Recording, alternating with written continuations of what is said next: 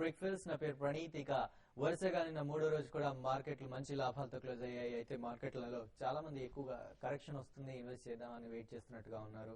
వాళ్ళ కోరిక నెరవేరట్లేదు ప్రస్తుతం చూస్తూ ఉంటే. ఇక ఈ గత రాత్రి అమెరికన్ మార్కెట్లు కూడా మంచి లాభాలతో క్లోజ్ అయ్యాయి. ఉదయం ఏషియన్ మార్కెట్స్ కూడా లాభాలతోనే ట్రేడ్ అవుతున్నాయి. ఎస్జిఎక్స్ నిఫ్టీ కూడా భారీ లాభంతో దాదాపు 46 పాయింట్లు క్లోజ్ టు 50 పాయింట్స్ లాభంతో ట్రేడ్ అవుతుంది. 6,000 పైన 6,028, 6,030 ఆ రేంజ్ లో ట్రేడ్ అవుతూ ఉంది. ఇక ప్రస్తుతం మార్కెట్లు పాజిటివ్ జోన్ లోకి వచ్చినట్టేనా? ఇంకా అలాగే మీ కాల్స్ కి సమాధానాలు ఇవ్వడానికి అనలిస్ట్ శేషు గారు, సుందరరాజ గారు ప్రస్తుతం మనతో పాటు ఉన్నారు. వెరీ గుడ్ మార్నింగ్ అండి. సో సుందర్ గారు, ప్రస్తుతం మార్కెట్ చూస్తుంటే టెక్నికల్ గా పాజిటివ్ జోన్ లోకి వచ్చినట్టు కనిపిస్తుంది. 3 రోజులు వరుసగా మంచి లాభాలతో క్లోజ్ అయ్యాయి. సో మీరేమంటారు? సో గత 2-3 రోజులుగా చూస్తున్న అప్ ట్రెండ్ మనం ఇంకా పూర్తిగా బుల్లిష్ ట్రెండ్ లోకి ప్రవేశించని చెప్పలేము. టెక్నికల్ గా ఇది ఒక రిలీఫ్ ర్యాలీ, ఇది ఒక మైనర్ రీబౌండ్ తప్ప టెక్నికల్ గా ఇంకా స్ట్రాంగ్ అప్ ట్రెండ్ లోకి ప్రవేశించలేదు. కాకపోతే లాస్ట్ 2 డేస్ గా చూస్తే ఎప్పుడైతే 5900 పైన బ్రేక్ అయిందో ఒక అప్ ట్రెండ్ అనేది మొదలైంది చిన్నది. బట్ లాంగ్ పొజిషన్స్ కంటిన్యూ చేసుకోవచ్చు. మనం చెప్పినట్టుగా నా ఉద్దేశంలో ఒక 5900 కింద దిగితే గానీ మార్కెట్ కొంచెం వీక్నెస్ వస్తుంది. అప్పటివరకు ఇమీడియట్ గా పెద్ద నెగిటివ్ గా ఏం చెప్పట్లేదు.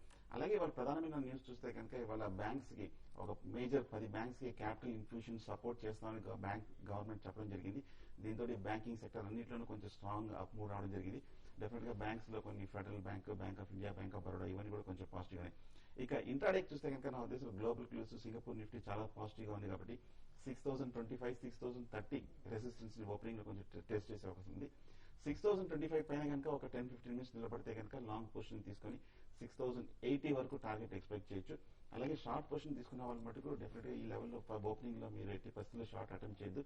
మార్కెట్ బాగా పెరుగుతుంది, కరెక్షన్ వస్తుంది. ఒకవేళ 6000 కిందే కనుక కంటిన్యూస్ గా ఒక 10-15 మినిట్స్ ట్రేడ్ అయిందంటే కనుక మీరు షార్ట్ పొజిషన్ అప్పుడు అటెంప్ట్ చేసి ఎంబడే ఒక 20 పాయింట్స్ స్టాప్ లాస్ పెట్టుకోవాలి. సో మార్కెట్ పాజిటివ్ అనేది నా ఉద్దేశం షార్ట్ టర్మ్ 6150 అంటే 100-150 పాయింట్స్ వరకు వెళ్ళే వస్తుంది. లాంగ్ పొజిషన్స్ మెయింటైన్ చేయండి, షార్ట్ పొజిషన్స్ అవాయిడ్ చేయండి. ఓకే శేషు గారు. మార్కెట్స్ అయితే లాస్ట్ 3 ట్రేడింగ్ సెషన్ లో ఒక దగ్గర 200 పాయింట్స్ దాకా నిఫ్టీ పెరగడం జరిగింది. అయితే దానికి మెయిన్ ప్రధానంగా అంటే గ్లోబల్ మార్కెట్స్ చాలా స్ట్రాంగ్ ఉండడం, యుఎస్ మార్కెట్ లో మరీ ర్యాలీస్ రావడం ఇవన్నీ కూడా చెప్పొచ్చు. దీంతో పాటు మన జీడీపీ గ్రోత్ రేట్ కూడా ఏంటంటే 8.8+ లో ఉండడము, అనుకున్న దానికన్నా ఎక్కువ ఎక్స్పెక్ట్ చేయడం, ఇవన్నీ కూడా ఏంటంటే మన మార్కెట్ లో ఒక బుల్లిష్ ట్రెండ్ కి షార్ట్ టర్మ్ అప్ ట్రెండ్ కి వచ్చింది. అయితే ఇంత ఫాస్ట్ గా రికవర్ అవుతుందని మనం ఎవరు కూడా ఊహించలేదు. ఊహించిన దానికన్నా ఎక్కువ మార్కెట్ రికవర్ కావడం జరిగిన తర్వాత అట్ ద సేమ్ టైం మార్కెట్లు లాస్ట్ ఒక 10 days లో చూస్తే ఓవర్సోల్ పొజిషన్ నుంచి మళ్ళీ ఇప్పుడు ఒక మంచి కన్సాలేషన్ ఫేజ్ లోకి వచ్చాయి. అయితే ఇక్కడ నుంచి మార్కెట్స్ 6000 పైన సస్టైన్ కాగలిగితేనే ఫర్దర్ గా మనం ర్యాలీని ఎక్స్పెక్ట్ చేయొచ్చు.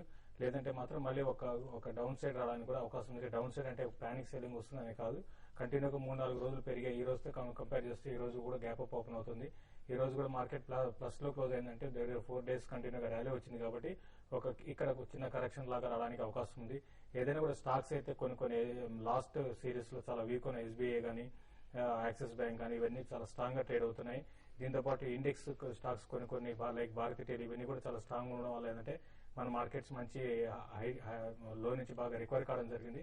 నేను కూడా ఈ రోజు మాత్రం కొంచెం గ్యాప్ అప్ ఓపెన్ అవుతుంది. అయితే అక్కడ నుంచి ఎంతవరకు పెరుగు 6000 పైన ఎంతవరకు సస్టైన్ అవుతుందని చెప్పడం అయితే చాలా కష్టం. కాబట్టి 6000 పైన ఉంటేనే ఫ్రెష్ బయింగ్ చేయమని సజెస్ట్ చేస్తాను. లేదంటే మాత్రం హైయర్ లెవెల్స్ లో కొన్ని స్టాక్స్ లో ప్రాఫిట్ బుక్, ఫ్యూచర్స్ లో ఉన్న వాళ్ళు ప్రాఫిట్ బుక్ చేసుకోమని సజెస్ట్ చేస్తాను.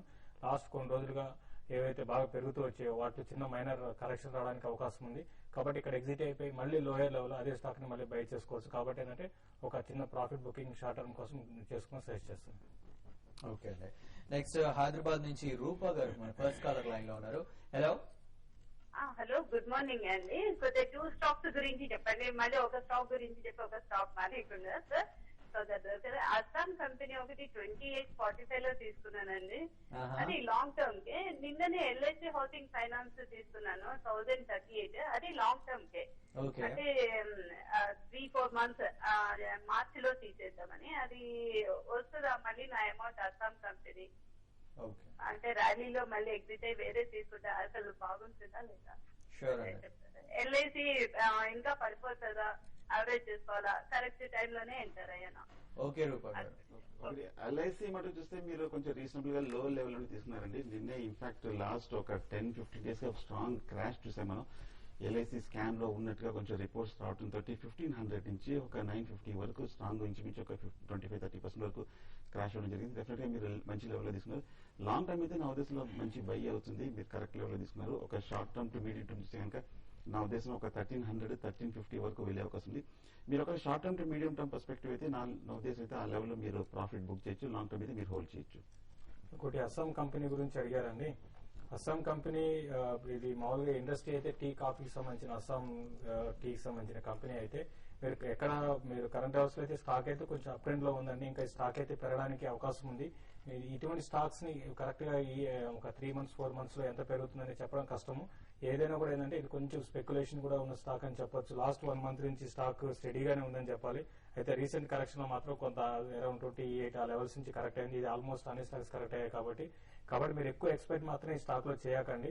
అరౌండ్ 20 రీసెంట్ ఐస్ కానీ క్రాస్ కాకపోతే ఇప్పుడున్న ర్యాలీలో అంటే 28-29 కానీ క్రాస్ కాలేకపోతే ఒకసారి ఎగ్జిట్ కండి. లేదంటే మాత్రం స్టాక్ మళ్ళీ అరౌండ్ ఆ లెవెల్కి వెళ్ళి 25-26 లెవెల్స్కి వెళ్ళి మళ్ళీ 20 రూపీస్ రావడానికి అవకాశం ఉంది.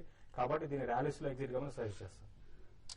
సో రూప గారు మీ 2 కంపెనీస్ గురించి కూడా చెప్పాము. సో విజయవాడ నుంచి నెక్స్ట్ ప్రసాద్ గారు లైన్ లో ఉన్నారు. Hello good morning sir. Morning Prasad గారు చెప్పండి. హలో చెప్పండి. టీవీఎస్ మోటార్స్ 80 లో తీసుకున్నానండి. ఓకే. ఇండస్ట్రీస్ 200 లో తీసుకున్నాను. వాటి పొజిషన్ ఏంటో చెప్తున్నాను. సెకండ్ స్టాక్ ఏంటండి? గోద్రేజ్ ఇండస్ట్రీస్ అండి. గోద్రేజ్ ఇండస్ట్రీస్. ఓకే. 200 లో తీసుకున్నాను. దేనికోసం అంటే మీరు తీసుకుంది? ఏమండి? షార్ట్ టర్మా లాంగ్ టర్మా? షార్ట్ టర్మ్ అంటే 20-30 రూపీస్ వస్తే తీసేద్దామని గోద్రేజ్ ఇండస్ట్రీస్ అంటే ఒక 10 రూపాయలు అయితే టీవీఎస్ తీసేస్తాయి. టీవీఎస్ అయితే చాలా స్ట్రాంగ్ ఉందండి స్టాక్. ఇంకోటి మీరు ఆటోమొబైల్ స్టాక్స్ గమనిస్తే చాలా వాటికు అన్ని కూడా దాదాపు ఈ మధ్య కాలపు హైస్ లో ఉన్నాయి. అంటే ఇక్కడ నుంచి ఏంటంటే ఇంకా ఫర్దర్ గా మార్కెట్ లో ఏమాత్రం కొంచెం అప్ ట్రెండ్ ఉంటే మాత్రం ఇవే ఆటోమొబైల్ ఇండస్ట్రీస్ చాలా స్టాక్స్ చాలా పెరిగే అవకాశం ఉంది. టీవీఎస్ మోటార్స్ కూడా చూసాం రీసెంట్ గా మంచి రిజల్ట్ అనౌన్స్ చేసింది. దాంతోపాటు స్టాక్ లో ఎవరి డిక్లైన్ లో చాలా ఫాస్ట్ గా డిక్లైన్స్ వచ్చినప్పుడల్లా ఏమో మళ్ళీ రీబౌండ్ కావడం చాలా ఫాస్ట్ గా రీబౌండ్ అవుతుంది. సో ఇటువంటి పరిస్థితుల్లో మీరు స్టాక్ అయితే హోల్డ్ చేయండి. ఎందుకంటే లాస్ట్ 1 week లో కూడా ఇది 8% దాకా పెరగడం జరిగింది. ఇది ఇంకా పెరిగే దాదాపు 52 week హైకి 5 రూపాయలు తక్కువ ఉంది. కాబట్టి ఈసారి 52 week హైకి దాటిందంటే ఇది ఒక 2 months లో 100 రూపీస్ టచ్ చేయడానికి అవకాశం ఉంది. కాబట్టి మీరు ఒక 2 to 3 months లో ఉంటే మీరు అన్నట్టుగా మీకు మంచి రిటర్న్ రావడానికి అవకాశం ఉంది. స్టాక్ అయితే హోల్డ్ చేయండి. ఫర్దర్ గా ఏమాత్రం డిక్లైన్ వచ్చినప్పుడు కూడా బై చేసుకోవచ్చు అండి. గోద్రేజ్ ఇండస్ట్రీ చూస్తే లాస్ట్ ఇయర్ టు ఇయర్ చూస్తే నెట్ ప్రాఫిట్ అమోఘంగా పెరిగిన స్టాక్ అనమాట. అలాగే స్టాక్ చూస్తే కనుక లాస్ట్ ఒక ఈ క్రాష్ లో 250 నుంచి ఇంచుమించు 180 వరకు పడి ఇప్పుడే కొంచెం రికవర్ అయింది. నా ఉద్దేశంలో ఈ లెవెల్లో టెక్నికల్ గా ఒక బాటమ్ ఫామ్ అయినట్టుగా కనిపిస్తుంది. నా ఉద్దేశంలో మీరు డెఫినెట్ హోల్డ్ చేయండి. షార్ట్ టర్మ్ ర్యాలీ ఇస్తే కనుక 220-225 వరకు వెళ్ళే అవకాశం ఉంది. అక్కడ నిలబడితే కనుక ఫర్దర్ అప్ ట్రెండ్, లేదంటే కనుక 225 దగ్గర కొంచెం ఆగే అవకాశం కనిపిస్తుంది. ఓకే. నెక్స్ట్ కాలర్ మనకి గుంటూరు నుంచి వెంకటేశ్వర్లు గారు లైన్ లో ఉన్నారు. హలో. నమస్కారం సార్. నమస్తే అండి, చెప్పండి.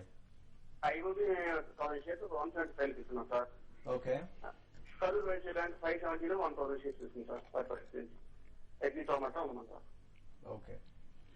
2 స్టాక్ చూస్తే కనుక బులిష్ గానే ఉన్న స్టాక్ ఉంది. IOB, Karur Vysya bank 2. నా ఉద్దేశంలో మీరు ఎగ్జిట్ అవ్వాల్సిన అవసరం లేదు. ఎందుకంటే బ్యాంకింగ్ సెక్టర్ లో చూస్తే కనుక నిన్నే కొంచెం పాజిటివ్ న్యూస్ రావడం జరిగింది.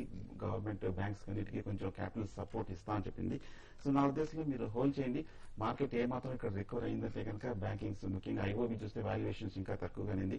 కరూర్ వైశ్య కూడా 510-515 లో కూడా కొంచెం స్థిరంగానే 2 మీరు హోల్డ్ చేయొచ్చు. ఓకే అండి. ప్రస్తుతం షార్ట్ బ్రేక్ తీసుకుందాం. బ్రేక్ తర్వాత మరిన్ని కాల్స్ చూద్దాం. ఏంటి